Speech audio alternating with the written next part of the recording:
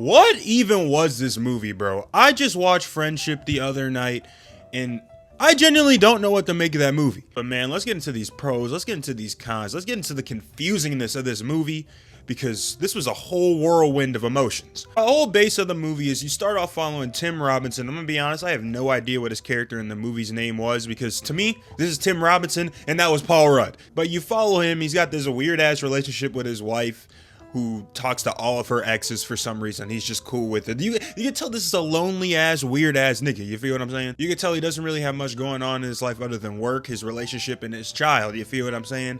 So you can tell he's a little bit lonely. He's a little bit socially awkward. When his neighbor Paul Rudd gives him an opportunity to hang out, his whole life changes around. It's like a complete 180. It's like this man falls in love with Paul Rudd. Hell, it's not even like it's like. He does fall in love with Paul Rudd. That was like really hard to say. He does fall in love with Paul Rudd. Say that 5 times fast. Not like lovers, but you know what I'm saying? Like the idea of being in a friendship, hence the name of the movie, with Paul Rudd is just changing this dude's entire life. I mean, this man bought a drum set. I mean, he's finally hanging out with somebody daily. He's talking about it at work. He's talking about it with his wife. That's all he can talk about is Paul Rudd. A little sus, but I'll let it slide. A little sus. He's just a little lonely. The friendship gets to the point where Paul Rudd wants him to meet the rest of the boys, if you know what I'm saying. And the night's going good. It's going grand. They have this nice little sing-along. Boy, don't you know that I got you on my mind. When they sung that, I was like, hey, okay, this is a vibe. Then them niggas started boxing. When they started boxing, it all went downhill from there. Tim Robinson smacked the shit out of Paul Rudd. I mean, he knocked that nigga back so hard, he probably flew in the next week. God damn, September? And after that point, the friendship, it doesn't just completely change. The friendship pretty much ends at that point. And Tim Robinson, he's going through it. He doesn't know. It's like he's having a whole fucking complex trying to get that friendship feeling that he was getting with Paul Rudd anywhere else, even by doing the same things, the same stupid childish things that, you know, it's just guys being dudes. You can't do that with your wife, gang. You cannot do that with your wife. And he tries to do the same shit with his wife, and it damn near gets him divorced. Like, bro really let his wife get lost in the sewer. That shit was hilarious. He was like, oh yeah, she's lost in the sewer.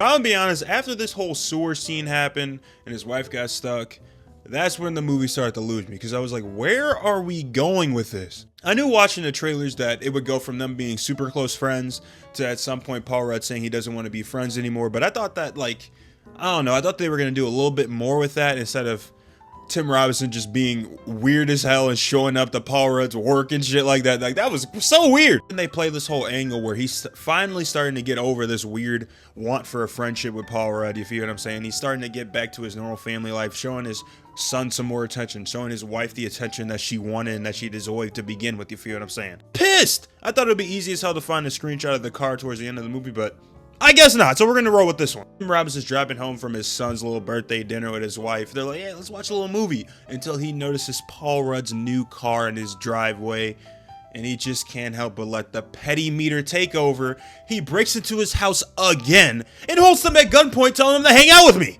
Really went in his house and said, you guys, please hang out with me. Please, I said, I'm sorry, yo, we're friends now, right? Hang out with me! Hang out with me right fucking now! Like, what? Gang, you're not gonna get friends like that, buddy. Not friends in good places, at least. Maybe friends in low places like jail, where you're going. So the movie ends with them getting this nigga arrested. Tim Robinson has a little what if moment in his brain, like him in the friend group leaving, you know, it's all good and all dandy, and this nigga's actually going to jail because he held him at gunpoint to hang out with him. Like, that's insane.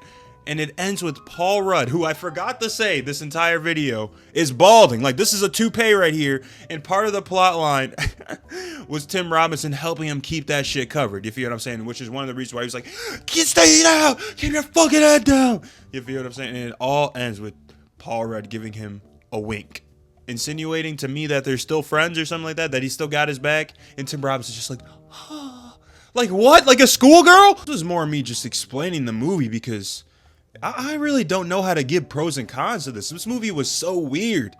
It was funny though, don't get me wrong, it has some funny moments, but in my opinion, if a movie makes me fall asleep, I have to knock it down a little bit, and I watched this over 2 nights with my girl. I'm gonna be honest, I fell asleep the first night. Second night, I was fully locked in because I was like, where the fuck are they going with it? Not gonna lie though, I think I probably would have been pissed if I saw this movie in theaters, just because this is a streaming movie in my opinion. This is an at-home movie. But don't get me wrong, this movie is pretty solid. I mean, it's got some decent acting, it's got some great comedy bits. It's a little confusing. The story's a little whatever, kind of, especially like what were they trying to, like, what was the goal of the story? You feel what I'm saying? Other than to show like male loneliness, you feel what I'm saying? Like the way that it ended, it just felt like they just made a movie for fun. Yeah, man, all in all, I think I'm gonna give this a 3 out of 5 stars or a 7 out of 10 on Letterboxd, 6.5 out of 10, whichever one. One of those two. Let me know what y'all think about this movie though in the comments down below. Have y'all seen Friendship? Did you like it? Did you not like it? Did you think it was funny? How did y'all feel about that ending? Let's talk about it in the comments down below, man. Cause you know we gotta talk about it. Long ass review. Simple.